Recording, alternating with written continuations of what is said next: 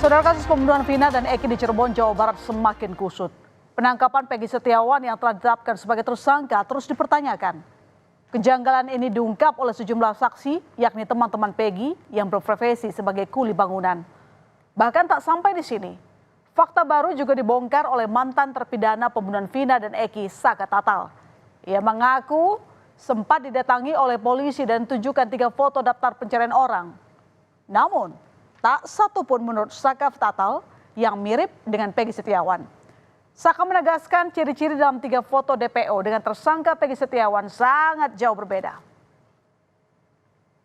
Lalu ada kepolisian dari Polresta Cirebon dan Polda Bandung datang ke rumah dan menanyakan bahwa yang DPO tersebut dan dikasih tahu foto-fotonya dan nama-namanya. Yang ini foto-fotonya dan sampai yang difoto yang ditangkap yang sekarang itu beda jauh. Ciri-cirinya tuh dari muka sama dari telinga aja udah beda. Telinga katanya kan berisingan. Pengakuan mantan terpidana Saka Tatal ini sangat berbanding terbalik dengan kesaksian Aep. Jika Saka menyebut foto 3 DPO berbeda dengan Peggy Setiawan, Aep, saksi kunci pembunuhan Vina dan Eki, mengaku melihat Peggy di tempat kejadian perkara. Saat itu Aep yang sedang berada di warung sempat melihat pelemparan batu. Aep juga menegaskan Peggy Setiawan yang ditangkap oleh polisi saat ini memang benar terlibat. Apakah ini yang dijadikan dasar polisi untuk menangkap Peggy Setiawan? Itu dia menanyakan apakah saudara kenal sama orang ini. Ya, saya mengenalinya, cuman saya tidak tahu namanya gitu. Terus motornya apakah tahu motornya? Saya sebutkan ya saya tahu motornya apa, Smash gitu saya. Smash warna pink gitu saya. Oh, si Peggy ini dulu motornya Smash. Iya. Waktu penangkapan itu saudara Peggy itu nggak ada ya waktu penangkapan itu, tapi waktu pas kejadian itu ada. Adanya keterangan berbeda antara saksi kunci dan saksi Peggy hingga ada dugaan salah tangkap, buronan kasus Vina tak terlalu menjadi fokus keluarga Vina. Takkan ada langkah hukum apapun terkait hal itu. Keluarga Vina hanya meminta kepada aparat kepolisian untuk tak terburu-buru dalam mengusut kasus ini. Melalui kuasa hukumnya, keluarga Vina hanya berharap kepada pihak polisi untuk terbuka. Selain itu, keluarga Vina juga meminta penjelasan kembali mengapa 2 DPO yang ikut dirilis tiba-tiba dihilangkan.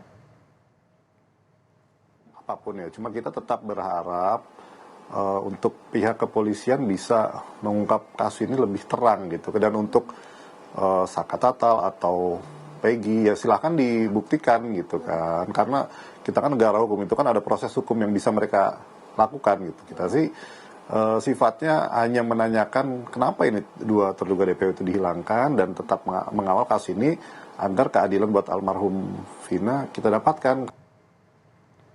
Menanggapi banyaknya saksi yang meringankan ditambah dengan keterangan dari mantan terpidana Saka Tatal, kuasa hukum Peggy meminta Polda Jabar segera membebaskan kliennya. Kuasa hukum Peggy Setiawan menyatakan jika pengakuan Saka Tatal adalah bukti kekeliruan antara Peggy Setiawan yang ditangkap dan DPO pembunuhan Vina. Selain itu, kuasa hukum Peggy menyebut berdasarkan pernyataan mantan terpidana Saka Tatal, artinya polisi memiliki data dari 3 DPO yang selama ini diburu dalam kasus pembunuhan Vina dan Eki. Dan polisi seharusnya segera mempublikasikan foto 3 DPO ini. Lepaskan segera Peggy Setiawan karena klien kami bukanlah pelakunya. Ya, dan tunjukkan dari penyidik ini, publikasikanlah foto yang telah diperlihatkan kepada Saka Tatal ke publik, biar publik pun ikut mencari keberadaan Peggy Setiawan atau Egi atau Peron. Meski banyak kesaksian yang meringankan, Direktur Reserse Kriminal Umum Polda Jabar Kombes Surawan mengaku memiliki sejumlah bukti terkait keterlibatan Peggy dalam kasus Vina. Bukti tersebut mulai dari kartu keluarga hingga surat-surat kendaraan Peggy yang kini telah disita. Penangkapan ini membutuhkan waktu lama hingga 8 tahun. Menurut polisi, lantaran Peggy kerap berpindah tempat. Peggy juga dianggap mengubah namanya menjadi Robi.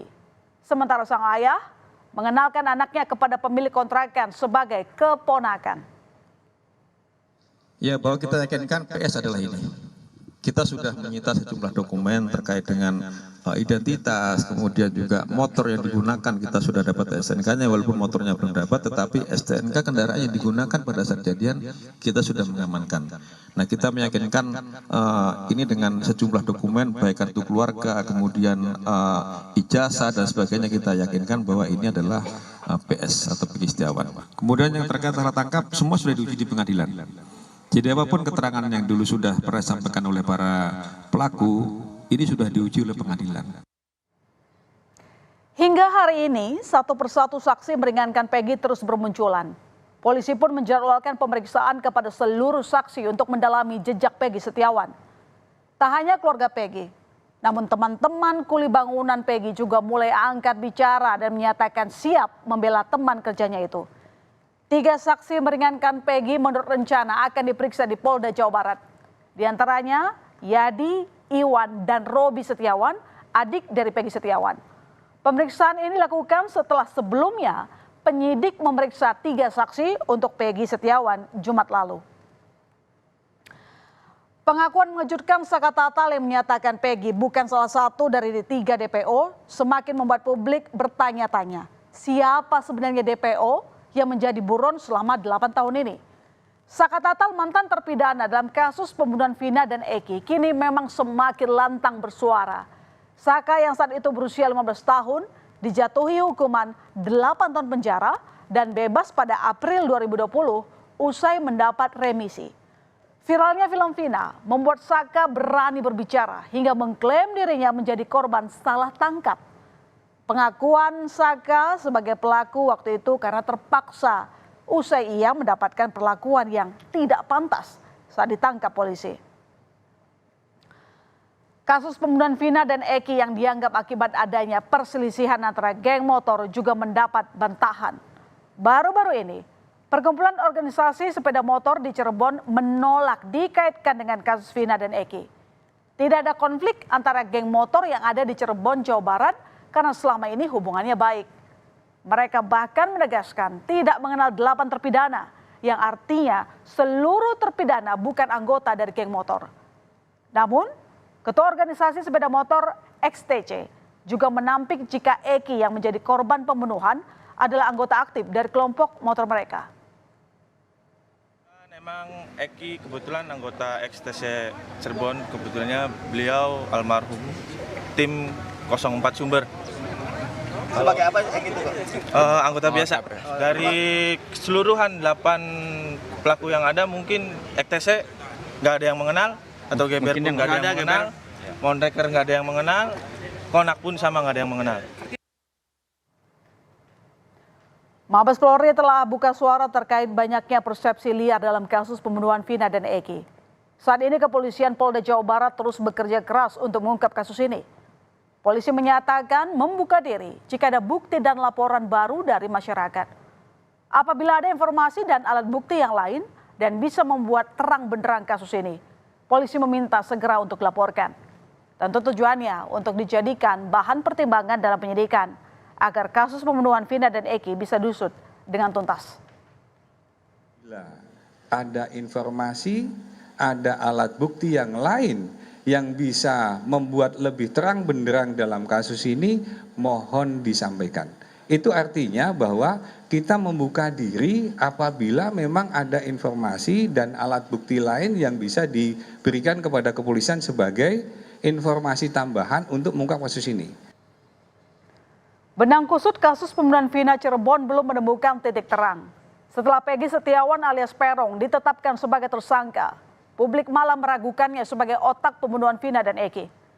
Namun dengan pemeriksaan sejumlah saksi yang kini terus dilakukan polisi, diharapkan fakta di balik kematian Vina dan Eki menjadi terkuak. Kita nantikan babak baru kasus ini. Saudara, usai jeda